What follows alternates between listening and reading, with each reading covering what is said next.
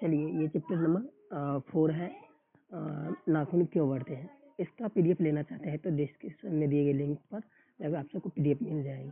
तो चलिए कोई बकवास ना करते हुए अपना क्लास को करते हैं स्टार्ट। पहला क्वेश्चन है, नाखून क्यों बढ़ते हैं, किस प्रकार का निबंध है। भावनात्मक, विचारात्मक, ललित, विवेचनात्मक। आंसर हो जाएगा ललित निबंध है।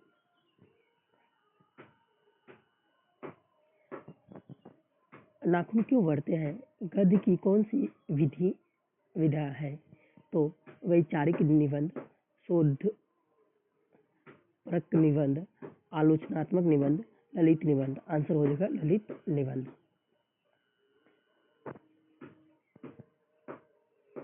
अनाम दास का पोथा साहित्य किस विधि की रचना है। कहानी, उपन्यास, निबंध, नाटक। तो आंसर हो जाएगा उपन्यास।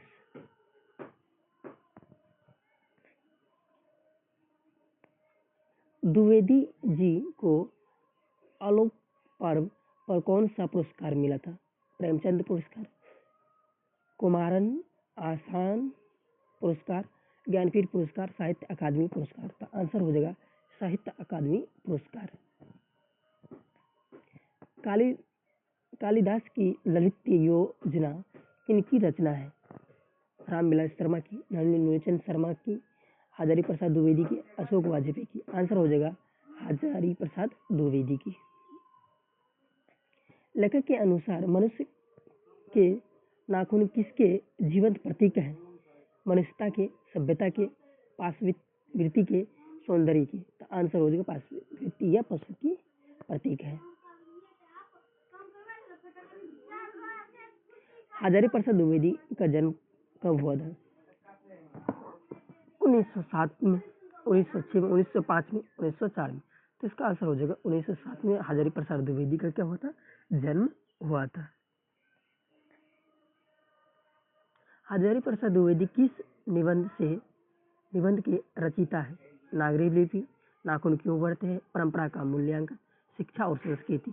आंसर हो जाएगा नाखून क्यों बढ़ते हैं के लेखक कौन है, हजारी प्रसाद द्विवेदी। आचार्य हजारी प्रसाद द्विवेदी का जन्म कहाँ हुआ था। उत्तर प्रदेश, मध्य प्रदेश, कर्नाटक, छत्तीसगढ़। तो आंसर हो जाएगा आचार्य हजारी प्रसाद द्विवेदी का जन्म उत्तर प्रदेश में हुआ था। आचार्य हजारी प्रसाद द्विवेदी की मृत्यु कब हुई। तो सन 1980 में, सन 1979 में, सन 1985 में। इसका आंसर हो जाएगा सन 1979 ईस्वी में हजारी प्रसाद द्विवेदी की मृत्यु हुआ था। मनुष्य को नाखून की जरूरत कब थी। जंगली जीवन में, शिक्षा जीवन में, और शिक्षित जीवन में, और विकसित जीवन में। तो आंसर हो जाएगा जंगली जीवन में जब मनुष्य रहता था तब उसे नाखून की जरूरत होता था। असुरों के पास नहीं थे विद्या, शक्ति, युद्ध कौशल, लोहे के अस्त्र। आंसर हो जाएगा लोहे के अस्त्र, युद्ध असुरों के पास नहीं थे।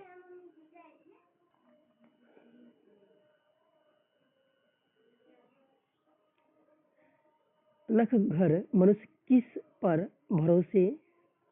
भरोसा करके आगे की ओर चल पड़ा है। स्वयं पर, देवता पर, पाषाण अस्त्र पर, एटम बम पर। तो आंसर हो जाएगा एटम बम पर मनुष्य ने भरोसा करके आगे बढ़ चुका है।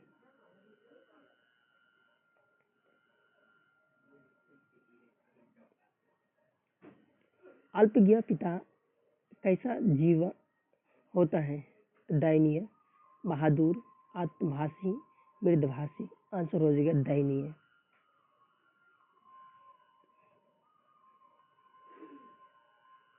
दधीची की हड्डी से क्या बनता है। त्रिशूल, इंद्र का वज्र, तलवार, कुछ भी नहीं। तो आंसर हो जाएगा इंद्र का वज्र बनता है दधीची की हड्डी से। कामसूत्र किसकी रचना है। वत्स्यों की, हजारी प्रसाद द्विवेदी की, गुणाकार मूल्य की, भीमराव अंबेडकर की। तो आंसर हो जाएगा वत्स्य की। चलिए नेक्स्ट क्वेश्चन है, पहले के मनुष्य नाखून क्यों बढ़ाते थे। अपनी रक्षा के लिए, सुंदर लगने के लिए, क्रूप लगने के लिए, दूसरों की रक्षा करने के लिए। तो आंसर हो जाएगा अपनी रक्षा करने के लिए पहले के मनुष्य नाखून क्या करते थे, बढ़ाते थे। अंग्रेजी भाषा के पत्र इंडिपेंडेंस किस भाषण की घोषणा कब हुई थी? 16 अगस्त, 15 अगस्त, 16 सितंबर, 17 अगस्त। आंसर हो जाएगा इंडिपेंडेंस 15 अगस्त को घोषणा हुई थी। अपने ही अधीन रहना को अंग्रेजी में क्या कहते हैं? इंडिपेंडेंस स्वाधीनता, इंडिपेंडेंट, सेल्फ डिपेंडेंस। आंसर हो जाएगा सेल्फ डिपेंडेंस। देवताओं के राजा का वज्र कौन से मुनि की हड्डियों से बना है? राधेश्याम मुनि, नारद मुनि, दधीची मुनि, कपिल मुनि। तो आंसर हो जाएगा दधीची मुनि की हड्डियों से देवताओं के राजा इंद्र का क्या बना है? वज्र बना है। कल्पता किसकी रचना है? हजारी प्रसाद द्विवेदी की, गुणाकर मूल्य की, अशोक वाजपेयी की, महात्मा गांधी की। तो आंसर हो जाएगा कल्पता हजारी प्रसाद द्विवेदी की रचना है। अपने ही अधीन रहना को अंग्रेजी में क्या कहते हैं? तो सेल्फ डिपेंडेंस। देवताओं के राजा का वज्र किस मुनि की हड्डी से बना है? तो दधीची मुनि की हड्डी से बना हुआ है। कल्पता किसकी रचना है? हजारी प्रसाद द्विवेदी की। कितने पहले वर्ष भारतवासी नाखून को जम के संवारता था? 1000 वर्ष पहले, 2000 वर्ष पहले, 5000 वर्ष पहले, 200 वर्ष पहले। तो आंसर हो जाएगा 2000 वर्ष पहले भारत के मानव सब जो है ना अपना नाखून क्या करते रखते थे, संवारते। मनुष्य को सुखी बनने हेतु भौतिक संसाधनों की वृद्धि करने की सलाह कौन लोग देता है? संत, विद्वान, नेता, अभिनेता। आंसर होगा नेता लोग मनुष्य को सुखी बनने के लिए भौतिक संसाधनों से क्या करते, सलाह देते हैं। देश की आजादी के लिए हजारी प्रसाद द्विवेदी ने अपने निबंध में किस शब्द को उपयोग किया है? अधीनस्था, स्वाधीनता, उन्मुक्त, उच्छृंखलता। तो आंसर हो जाएगा स्वाधीनता शब्द का प्रयोग किया है। कौन नाखून को जिलाए जा रहे हैं? मनुष्य, राक्षस, प्रकृति, पशु। तो आंसर हो जाएगा नाखून को जिलाए जा रहे हैं प्रकृति। नाखून क्यों बढ़ते हैं? निबंध में लेखक ने किस बूढ़े का जिक्र किया है? बालकृष्ण गोखले का, सरदार पटेल का, महात्मा गांधी का, कृष्णचंद्र गांधी का। आंसर हो जाएगा महात्मा गांधी का चर्चा किया है इसमें कि बूढ़े के रूप में नाखून क्यों बढ़ते हैं। इसमें किसका बूढ़े के रूप में किसका चर्चा किया? महात्मा गांधी। गौतम ने कहा था कि मनुष्य की मनुष्यता है सभी की दुख सुख को सहानुभूति के साथ देखना, सभी के प्रति असमानता का भाव रखना, स्वार्थ का भाव रखना, भौतिक विकास करना। तो आंसर हो जाएगा गौतम बुद्ध के अनुसार सभी के दुख को सहानुभूति से देखना। नाखून क्यों बढ़ते हैं? निबंध में निबंधकार का कौन सा दृष्टि प्रकट होता है? पशुवादी, मानववादी, देववादी, दानववादी। आंसर हो जाएगा मानववादी। इसमें लेखक की भाव प्रकट होता है। नाखून क्यों बढ़ते हैं कि निबंध नई पीढ़ी में कैसे भाव जगाता है? संस्कृति, आत्मगौरव से, स्वाधीनता से, देशभक्ति से, देव तत्व।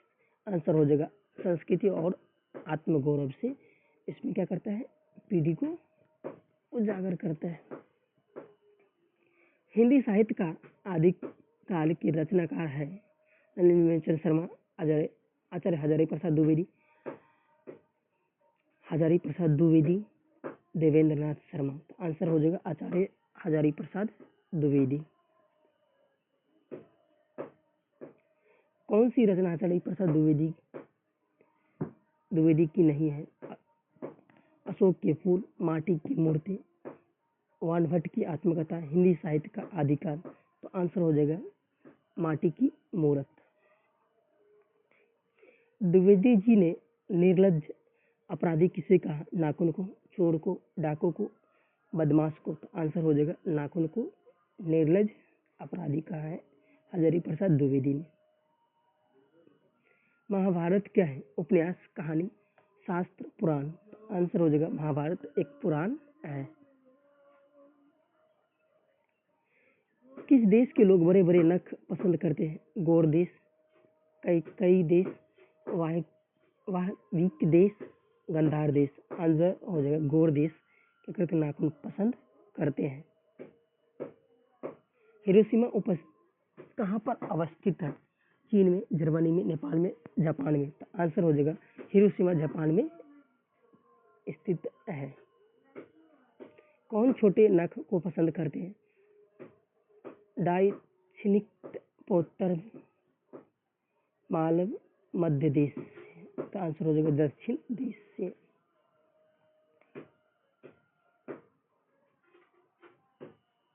कौन मनुष्य का आदर्श बन सकती है?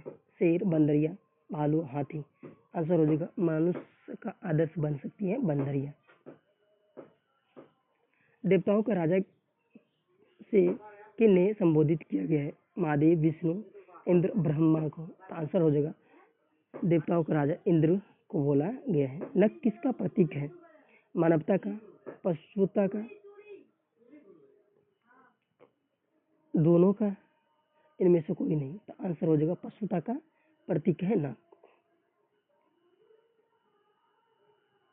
पृथ्वीराज रासो किनका संपदा है? हजारी प्रसाद द्विवेदी, मैक्स मुलर, सुमित्रानंद पंत का, नलिनी मुनिशन शर्मा का। आंसर हो जाएगा पृथ्वीराज रासो हजारी प्रसाद द्विवेदी की संपदा है। अशोक के फूल किनकी रचना है? दिनकर की, सुमित्रानंद पंत की, हजारी प्रसाद द्विवेदी की, गुणाकार मूल्य की। तो आंसर हो जाएगा सुमित्रानंद पंत की है। अशोक के फूल के लेखक कौन है? सुमित्रानंद पंत। नाखून क्यों बढ़ते हैं कि निबंधकार कौन है? गुलाब राय, शांति प्रिय द्विवेदी, प्रताप नारायण मिश्रा, आचार्य हजारी प्रसाद द्विवेदी। तो आंसर हो जाएगा इसका आचार्य हजारी प्रसाद द्विवेदी नाखून क्यों बढ़ते हैं के निबंधकार है। आचार्य हजारी प्रसाद द्विवेदी ने साहित्य की किस विधा में लेखन नहीं किया है? आलोचनात्मक, उपन्यास, कहानी, निबंध। आंसर हो जाएगा कहानी कभी भी नहीं लिखा है। महाभारत क्या है? एक पुराण है।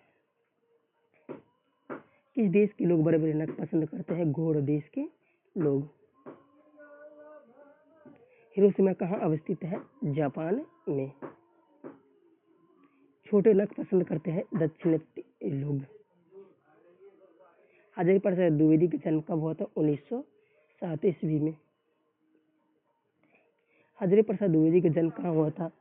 समस्तीपुर बिहार, बलिया उत्तर प्रदेश, इलाहाबाद उत्तर प्रदेश। आंसर हो जाएगा बलिया उत्तर प्रदेश। कौन मनुष्य का आदर्श नहीं बन सकती है? तो हो जाएगा बंदरिया। देवताओं का राजा किसने संबोधित किया है? इंद्र को। नख किसका प्रतीक है? पशुता का प्रतीक है। पृथ्वी राजा से किसका संपदा है? तो इसका आंसर यहाँ पर गलती है। पृथ्वी राजस्व किनका संपदा है? इसमें हो जाएगा आचार्य हजारी प्रसाद द्विवेदी। इसमें आंसर रॉन्ग है, ऑप्शन बी। काशी हिंदू विश्वविद्यालय से हजारी प्रसाद द्विवेदी ने कौन सी उपाधि ली थी? तो ज्योतिषाचार्य की उपाधि ली थी। आचार्य हजारी प्रसाद द्विवेदी पद्म भूषण की उपाधि से कब सम्मानित किया गया था? 1953 में, 1957 में, 1959, 1961 में। आंसर 1957 में आचार्य हजारी प्रसाद द्विवेदी को पद्म भूषण सम्मान से सम्मानित किया गया था। अशोक के फूल किनकी रचना है? तो सुमित्रानंद पंत की। आचार्य हजारी प्रसाद द्विवेदी की मृत्यु कब और कहाँ हुई थी? 1979 दिल्ली में, 1984 अजमेर में, 1989 उत्तर प्रदेश में, 1994 कानपुर में। तो हो जाएगा 1979 दिल्ली में। द्विवेदी जी निर्लज अपराधी किसे कहा? तो नाखून को। कामसूत्र किसकी रचना है? हजारीप्रसाद द्विवेदी की, पतंजलि की, वात्स्यायन की, रामानुजाचार्य की। आंसर हो जाएगा वात्स्यायन की कामसूत्र रचना है। कौन सी रचना, यहाँ रचना कर लीजिएगा, ये गलत लिखा गया। कौन सी रचना हजारीप्रसाद द्विवेदी की नहीं है? अशोक के फूल, माटी की मूर्तें, वानभट्ट की आत्मकथा, हिंदी साहित्य का अधिकार। आंसर हो जाएगा माटी की मूर्त।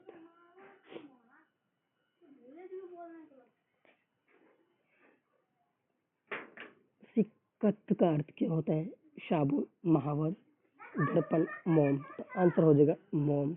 तो आज के लिए इतना ही, मिलते हैं नेक्स्ट पार्ट में। जय हिंद, जय भारत।